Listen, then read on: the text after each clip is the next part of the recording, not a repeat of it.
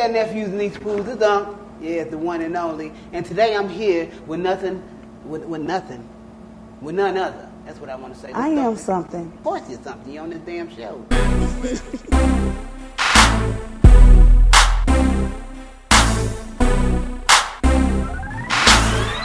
Hey there, nephews and nieces, pools, it's Unk Tha Great. I'm here with none other than Mz007. How you doing, Mz007? I'm good, Unc. What's up? What's the word? Come on now, you know me. Long time no see. Come on now, you know, the last time I seen you was it was a while ago. It was a while ago and everything like that. We ain't gonna go into specifics and stuff like that. But you sent me a video from somebody in Las Vegas. Who was that? Otis. You remember that video you sent me? Yeah, I was in Jersey. You was in Jersey? Yeah. What Jersey at? New Jersey is next to New York. So you say Jersey now. You know, I'm just thinking Jersey. I ain't never heard of no damn Jersey, but New Jersey. Okay, now put the new in front of that hill. You confusing no hook and stuff like that.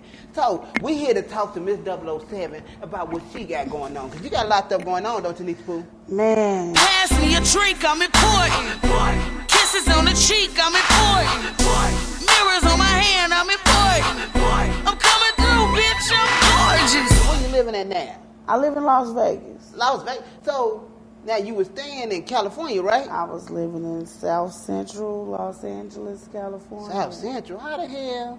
You done went from the slums of St. Louis. Ferguson. Yeah, slums, you know, because after Mike Brown got killed, you know, it became a hood and stuff like that. Ferguson to South Central. So you went to South Central. Mm-hmm. Now, how was living in South Central? It was pretty dope. It actually taught me a lot of different cultural things. You know, in St. Louis, we come from a predominantly black and white space. But in California, it was like a pot of gumbo I was living in. So I was able to be exposed to so many different cultures that I had never seen, and lifestyles and ways of living and foods that I had never tried or experienced in my life. So it definitely was a culture shock because, you know, coming from a place like St. Louis, you just used to what you used to. Fact. And when you experience other things, it's like, wow, this is how they living out here. So it was a very dope experience. I definitely want to retire there. What made you move from St. Louis to South Central? My music, man. My brother actually, I was in college. I had about a semester left to get my degree in business and marketing. Okay, now you better do your damn thing. And I went to go visit my brother for my birthday in 2013. I had a 2-week round trip, and we had recorded, which, you know, a lot of people know me from my song "Important." I'm important, bitch. Walking through the club, everybody know my damn name. Come on now, if you don't know important, you are not important. That song went viral. In a couple of weeks, in those couple of weeks, we had recorded "Important" and a couple of other songs. Mm-hmm.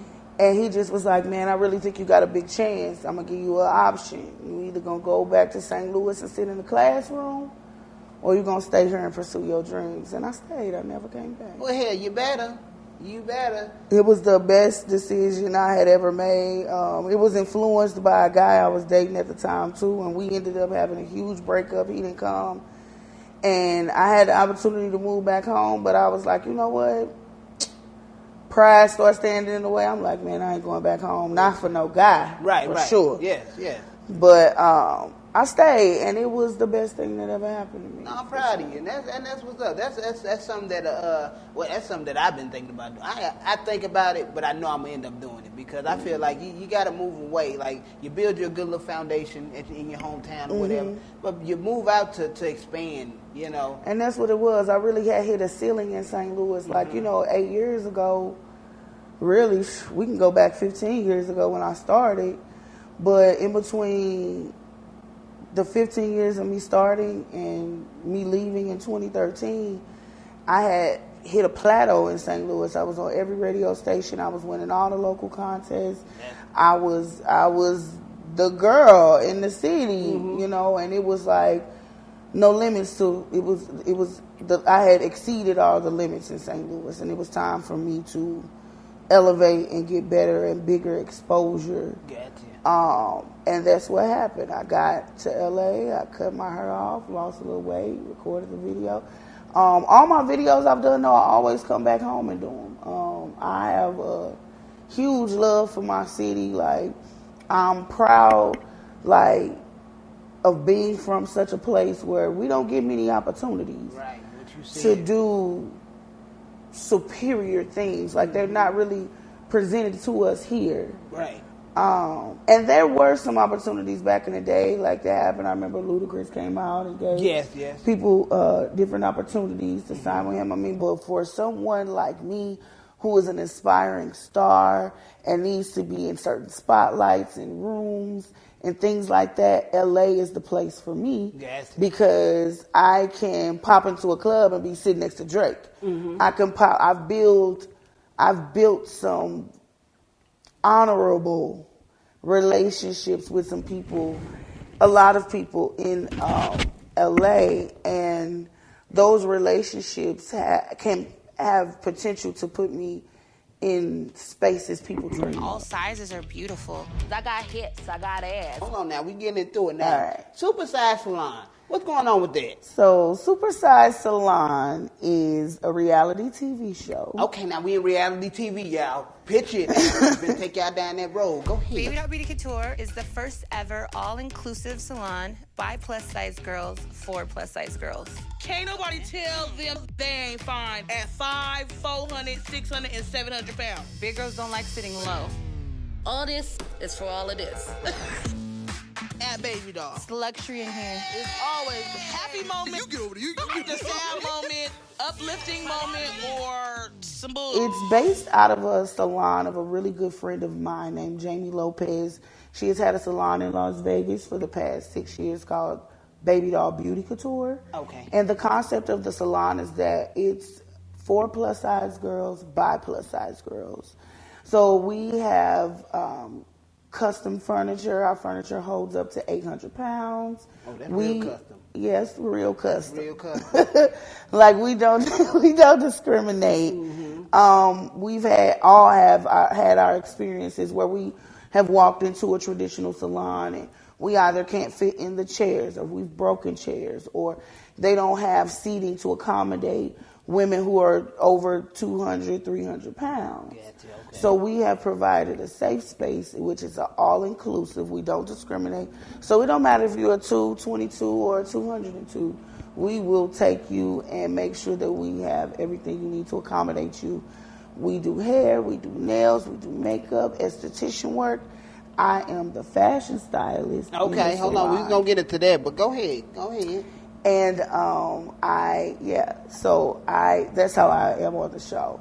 A lot of people are like, well, how are you on the show? You don't do hair, you work in a salon. But when we say all-inclusive and full service, we mean that. There aren't a lot of full service salons that offer wardrobe services. True. I'll say, so you found the void. I feel the void. Okay, come on now. In the traditional, not only just our specific salon, but a traditional salon where you can literally go there and get your hair, makeup, and get dressed for your show, event, wedding, party, whatever it may be. We accommodate you from head to toe. That is what's up. So now, I'm going to ask you about your nails. Now, who did your nails? Now, I got these done in St. Louis, Okay. and I'm not plugging them because they ain't paying me. No, they definitely not. I just want to make sure, you ain't paying us, we not plugging you. So you are the fashion stylist of the salon? Yeah, so what happened was, when I moved to LA to pursue my music career, I couldn't find no clothes. Gotcha. I lived in Hollywood, on Hollywood Boulevard, and was walking up and down the strip, and they don't have a shoe over a size 10 and a shirt over a size extra large. Oh, they wrong as hell. Yeah, and you go in the mall, there's just nothing to accommodate a person like me. I have to go way on the other side of LA and go into these plus-size clothing stores that just really didn't have the clothing to suit my style. Right, okay. As a rap artist, I want to be able to wear things like Cardi B, and at that time, I was yelling Nicki Minaj because she was the example of female artistry when I started. Right. And so, or when I started blowing. And so I didn't want to dress how I had been dressing. It was just regular schmegular. Yeah. It wasn't pop. It wasn't right. And so I had met through a mutual friend from St. Louis. Her name is Rachel West. Okay. She's also doing amazing. Y'all have to check her out if you're in Hollywood. Hey, Rachel. She has a celebrity wig shop on Melrose, which if you know anything about LA, Melrose is the cream of the crop of fashion and hair and beauty. It's lit. And that's where all the celebrities go. Right. So I had met Rachel through a good friend of ours, Sev. Okay. And Rachel had introduced me to the Queen of Melrose, Okay. which is the #1 celebrity fashion stylist in Hollywood. Gotcha. And his name is Cosmo's Glam Squad. And Cosmo had done a few pieces for me. These pieces were very expensive, and I still wear some of them to this day. Cosmo made me a custom bra. I actually designed the bra, told him what I wanted, and he made the vision come to life. Okay, shout out Cosmo. When that vision came to life, I knew then that is exactly how I want to dress. This is exactly what I want to do, and I need a plethora of these bras. Got you, okay. And so one day I just sat down and was like, I'm finna try to make one. Mm-hmm. And that's how it started. And it was the worst thing I had ever tried to do. It's the work. Now the work, you know, the people be wanting these different things. It but was it's the work. horrible. And so I tried again, and then I tried again, and then I just got better and better and better at it. I've always been creative with my hands. Even as a child, my mother didn't buy me toys and things. She would always buy me crafts, and I've done pottery sets and built little houses. You know, I was that type of kid. Okay. So I've always been into crafting and creating. But I don't know, I just got focused and I knew what I wanted. I knew how I wanted it to look. And I created this company called Big Intimates. Come on now. So Big Intimates, since we done went there now, Big Intimates. So you gave us the breakdown of how it started. Mm-hmm. How's it going? It's going well. Now I have multiple celebrity clients. Celebrity? Hold on now. You ain't tell me about that now. You ain't gonna shout none of them out, but don't.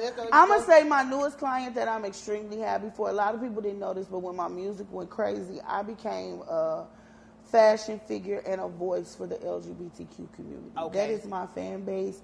I don't know how or why, but that's just what God gave me, and they have supported me and held me up all this time. Important. So they're gonna support this then, huh? Oh, absolutely. Shout out to y'all. But my newest client that I just gained that I'm very proud of is Latrice Royale. Okay, now you got to put me on because So I'm not familiar Latrice Royale was on RuPaul's Drag Race. Okay. And was one of the winners, and is the really #1 plus size drag queen in the world. Come on now, shout that out. Yes. Everybody knows RuPaul. Yes. And everybody knows that RuPaul is the #1 drag queen. Right. But when it comes to the plus size community, it feels important to me to embrace Latrice Royale. Yes, as you should. Because not only is she a drag queen, but she is a plus size drag queen. And it's very hard to be LGBTQ, be a drag queen, and be plus size. Mm-hmm. So I relate to Latrice in a lot of different ways because it's extremely hard to be black in America, right, fat in America, and a woman in America. Come on now. So for me, I feel like we may not have the same walks in life, but a very similar walk in life. So I'm very proud and excited to be working with Latrice. Okay now, come on now. Well, I'm proud of that accomplishment. Thank and you. That's for you and Latrice. You understand me? Because you know it's not easy out here like you said. Mm-hmm. And so for all that to come together and work in both of you all's benefit, yeah, that's beautiful. And some of the styling I've done for celebrities have come through my pieces. Cosmo, who I mentioned, has allowed me to put a small line of my products in his store. Okay. And a lot of celebrities lease their clothing for their photo shoots and video shoots. So like Dreka, Kevin Gates' wife, she's leased one of my pieces before. Gotcha. So there's different moments where people who don't even know me get an opportunity to experience my wardrobe. They may not know you, but they're experiencing your wardrobe. Exactly. And they'll get to know you. Don't worry about it, because they love what they see and what they're getting. They'll definitely get to know you. Mm-hmm. So, y'all, Big Intimates. Come on now. So if anybody wanted to buy a piece from you, how would they do that? Right now, I'm doing consultations. You can go to my website, bigintimates.com, and you can schedule a consultation. I'm doing consultations. COVID has turned this into a Zoom world. Right, yeah. So a lot of my clients don't live in the same city as me. So I do a Zoom consultation. We kind of figure out what your idea is. Okay. I may sketch something up, or I might just show you materials. We'll do pricing. I'll find out your sizing and things like that, and then we just grow from there. Oh, so you just very professional and stuff like that. Yes, sir. If yes, I want sir. something from me, I'm going to just Instagram or whatever. I don't know how to do it. I don't do consultations. Sometimes people already know what they want. So if you see something online, you can shoot me a picture like, hey, can you recreate this look for me? Gotcha, okay. That's actually a lot quicker. But yeah, the first step is to book a consultation. Gotcha, yes. And then we can go on from and there. that's just so you to get an understanding of what, Exactly what they need. want. Because Gotcha. when it comes to customs, it's not like I can have a website set up where you can go click and pull and this is what I want. Right. These are handmade, crafted, custom couture pieces that are not cheap. Please don't come to me if you don't have a budget. Yes. I been doing wedding dresses lately. Okay. So a lot of bridal parties have been coming Look to at me. you, okay. Yes, sir. Eventually I'll get into where I'll have a team and I won't be hand doing these things myself. Right. It's definitely gonna come a time where I'm gonna be too busy and I want to be more on the design end of things. But I don't plan on handcrafting my entire career through this Gotcha. thing. Okay. Which is where the fashion styling comes in. That I've had. And that actually started by the grace of God. I had an opportunity to do some brand ambassadoring for a few large companies like D&Co and Torrid, things like that. And I had to style some looks for them. Okay. And it went so well. Like D&Co, I boosted their sales up by 33% within like 2 weeks. What? Yeah, and so from there, I just became a fashion stylist. And in LA, you need a lot of hustle, so there were people who needed celebrity friends of mine who needed wardrobe pieces pulled. And I would go find wardrobe for them, and they would pay me to do that. Or there would be situations where I worked for a company that's pretty much what they did, and my job was to go pick up the pieces and deliver it to Netflix or deliver it to different stages, sound stages where, people were filming, Gotcha, yes. things like that. So I kind of had built my life to be in the fashion world when I moved to LA anyway, because I needed clothes. Right. And I needed fashion. And I knew that if I involved myself with these type of people and these type of opportunities, it would get me what I needed. Gotcha. And so that's how the fashion world started for me. And I wholeheartedly believe that I am going to be the fat female Kanye of fashion. Yeah, I heard what she said. Here, I need a damn fashion designer. You see what the hell I got on? Yeah, for little people. That's what I need, a fashion designer for little people. Yeah. So, now, what can we expect from the Supersized Salon? So Supersize Salon, you're going to be able to see a whole lot of drama, a whole lot of fat shit, a whole lot of glam. Okay. We are all very good at what we do. And I don't think until we actually got together, we knew how talented each other were. Gotcha. I think that we all knew what each other did and how we did it. And we all had to have some sort of success to be able to be presented into this opportunity. But Jamie, who is the owner, Jamie Lopez, she is the owner of the salon, and she was actually friends with all of us on Instagram. Gotcha. And she handpicked us to be a part of this opportunity. She actually booked me to perform way before my fashion. So you performed at the salon? She also owns a club, a BBW club in Vegas. What's her name, Jamie? Lopez. Jamie Lopez, holla at me. You know, I do, I'm important too.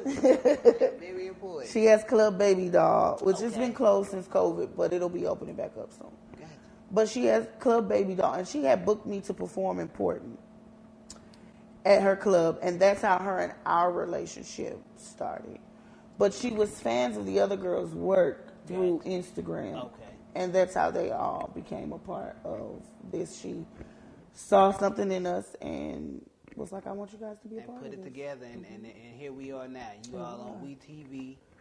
Yeah, it's pretty big. Streaming in the 80 million homes this Friday, Come on now. July 29th, 9:30 p.m.